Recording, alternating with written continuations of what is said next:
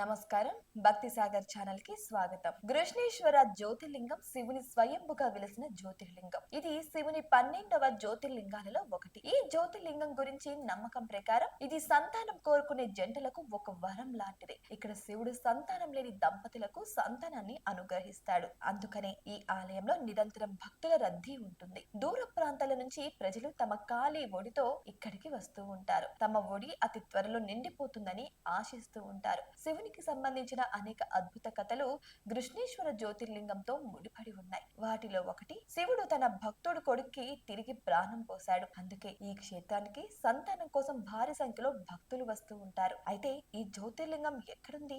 ఈ శివుని జ్యోతిర్లింగం మహారాష్ట్రలోని దౌలతాబాద్ లోని బరేల్ గ్రామంలో ఉంది. అయితే ప్రజలు ఈ ఆలయాన్ని గృష్ణేశ్వర మహాదేవ పేరుతో పిలుస్తూ ఉంటారు. ఈ పేరు ఒక భక్తురాలి పేరు. ఆమె పేరు మీదుగా ఈ క్షేత్రం ప్రసిద్ధి చెందింది. ఈ ఆలయం మహారాష్ట్రలోని అజంతా, అల్లోరా గృహాలకు కొంచెం దూరంలో ఉంటుంది. అయితే ఇప్పుడు ఈ ఆలయానికి సంబంధించిన ఒక పురాణ కథ గురించి తెలుసుకుందాం. ఈ ఆలయం గురించి ఒక ప్రసిద్ధ పురాణ కథ ఉంది. సుధర్మ అనే బ్రాహ్మణుడు తన భార్య సుదేహతో దేవగిరి పర్వతం మీద నివసించారని చెబుతూ ఉంటారు. ఈ దంపతులకు పిల్లలు లేరు. జ్యోతిష్యం ప్రకారం సుధ గర్భవతి కాలేదని తేలింది.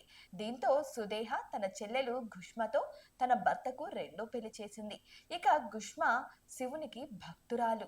ప్రతిరోజు ఆమె 101 మట్టి లింగాలను తయారు చేసి పూజించేది. కొన్ని రోజుల తర్వాత ఘుష్మ ఒక అందమైన బిడ్డకు జన్మనిచ్చింది. అయితే సుదేహకు తన చెల్లెలు ఘుష్మ ఆమె పిల్లాడిపై అసూయ మొదలైంది. దీంతో ఒక రోజు ఆ బిడ్డను చెరువులో విసిరేసింది.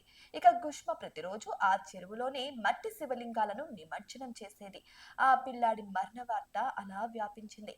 అందరూ దుఃఖంలో ఉన్నారు. అయితే ఘుష్మ ఏమి జరగనట్టుగా శివుణ్ణి పూజించడం మొదలు పెట్టింది. ఎప్పటిలాగే శివలింగాన్ని నిమజ్జనం చేయడానికి చెరువు వద్దకు వెళ్లేది. ఆమె శివలింగాన్ని నిమజ్జనం చేసిన వెంటనే శివుడు ప్రత్యక్షమై తన భక్తురాలి కొడుకును బ్రతికించాడు. ఇలా శివుడు సుదేహపై ఆగ్రహంతో తన త్రిశూలాన్ని తీసుకొని సంహరించాలని భావించాడు. అయితే ఘుష్మ తన అక్కని క్షమించమని కోరింది. దీనితో మహాదేవుడు చాలా సంతోషించాడు. ఘుష్మని వరం అడగమని చెప్పాడు. అప్పుడు ఘుష్మ, మహాదేవుడు లోక సంక్షేమం కోసం నువ్వు ఇక్కడ నివసించాలి అని కోరుకుంది. అప్పటి నుంచి ఈ జ్యోతిర్లింగం ఘుష్మ పేరుతో ఘుష్మేశ్వర మహాదేవగా ప్రసిద్ధి చెందింది. ఇక్కడ పూజించే వారికి ఇప్పటికీ సంతానం కలుగుతూనే ఉంది. ఇది భక్తుల ప్రగాఢ విశ్వాసం. అంతేకాదు ఆ సరస్సు ఇప్పటికీ ఈ ఆలయంలోనే ఉంది. ఘుష్మ తాను పూజించే శివలింగాలను నిమజ్జనం చేసిన సరస్సు ఈ నేటికి కూడా ఇక్కడే ఉంది. ఈ క్షేత్రాన్ని సందర్శించడం ద్వారా పిల్లలు లేని వివాహిత జంటలకు పిల్లలు పుడతారు. దర్శనం చేసిన భక్తుల కోరికలు నెరవేరుతాయని భక్తుల ప్రగాఢ విశ్వాసం. చూశారు కదా, ఈ రోజు గృష్ణేశ్వర స్వామి వారి చరిత్ర గురించి. ఇటువంటి మరిన్ని అప్డేట్స్ కోసం మా ఛానల్ ని సబ్స్క్రైబ్ చేసుకోండి.